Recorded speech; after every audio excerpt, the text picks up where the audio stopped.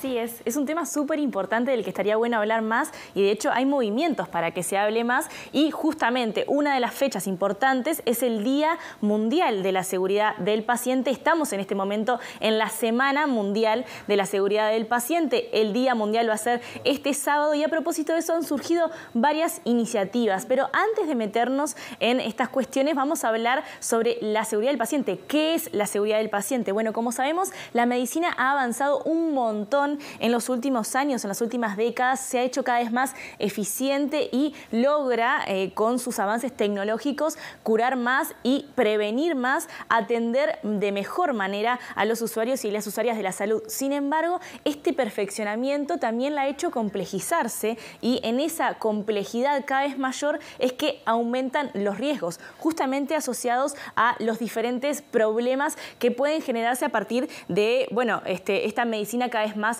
compleja. ¿Qué es la seguridad del paciente? Bueno, una de las definiciones es que es tratar de minimizar los riesgos asociados a la asistencia sanitaria a un mínimo para evitar los daños durante la asistencia. ¿Cuáles son esos riesgos? Bueno, pueden pasar varias cosas y pasan en todos los niveles de asistencia. Puede pasar en el primer nivel de asistencia, pueden suceder riesgos cuando está una atención de una emergencia en la calle, en el hogar, también en la emergencia y en la urgencia de los hospitales y también ocurren cuestiones vinculadas a riesgos dentro de los hospitales, cuando la gente está internada y hay diferentes tipos de efectos adversos, y así se les llaman, asociados a estos riesgos y que intenta prevenir la seguridad del paciente. Unos están vinculados a los procedimientos invasivos como lo son las cirugías. Las cirugías que tienen algún grado de peligro pueden generar bastantes dificultades y allí se pueden dar una serie de efectos adversos que pueden generar complicaciones que deriven incluso en la muerte en los casos más graves. También hay efectos adversos vinculados a los medicamentos. ¿Cómo se implementan estos medicamentos? Las dosis de estos medicamentos,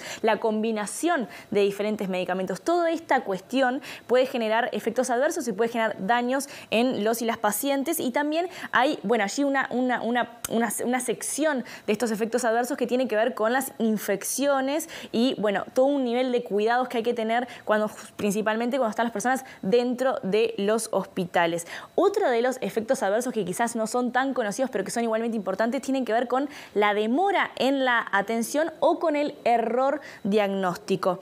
Para conocer un poquito más lo que estábamos hablando recién, que es la seguridad del paciente enfocada a la medicación, fue que hablamos con Marcelo Barbato, que él es médico intensivista, es exdirector del Departamento de Calidad y Seguridad del Paciente del Ministerio de Salud y actualmente preside la Asociación Civil de Seguridad del Paciente Uruguay y Datos.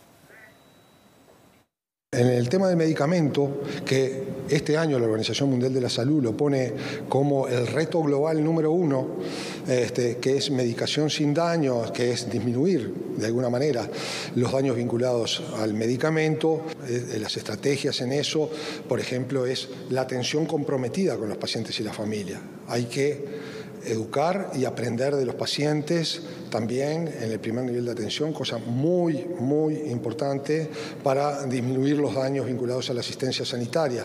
Deben conocer todos los momentos de la medicación, desde que se le indica para qué es, de cómo lo debe tomar o recibir, de cómo se debe monitorizar, de qué reacciones puede tener y estar advertidos y con quién consultar, y si eso es definitivo o tiene un tiempo, cuándo se debe interrumpir.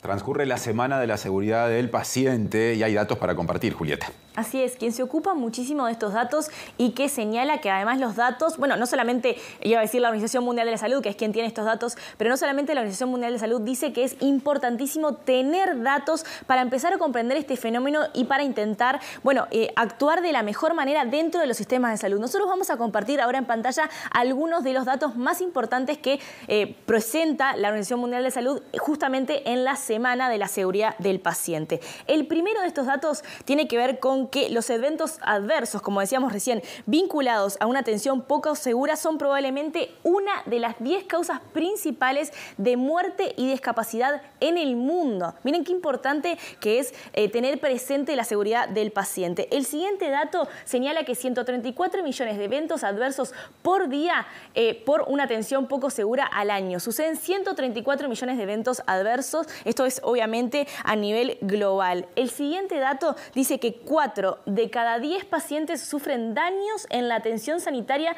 primaria y ambulatoria. Esto es lo que sucede en los hospitales de los países de ingresos bajos y medios. Y también, esto también es un dato a nivel mundial, el siguiente dato tiene que ver con lo que mencionábamos recién, que son los medicamentos. 50% del total de los daños evitables son causados por la medicación. Es una de las cuestiones más importantes y sobre la que puso el foco este año la Organización Mundial de la Salud. Y vinculado también a la medicación, señalan desde la OMS que evitar errores de medicación ahorraría 42.000 millones de dólares anuales en la atención del gasto sanitario total. Es decir, que estas son cuestiones bastante complicadas que son necesarias atender y que aquí en nuestro país también hay que trabajar en ellas. Y justamente fue que le consultamos a Marcelo Barbato cuáles eran los desafíos que tiene Uruguay en el trabajo en la seguridad con los pacientes.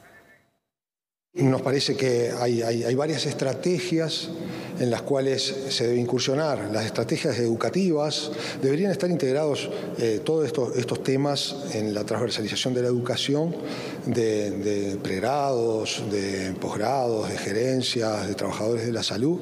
Es un elemento importante.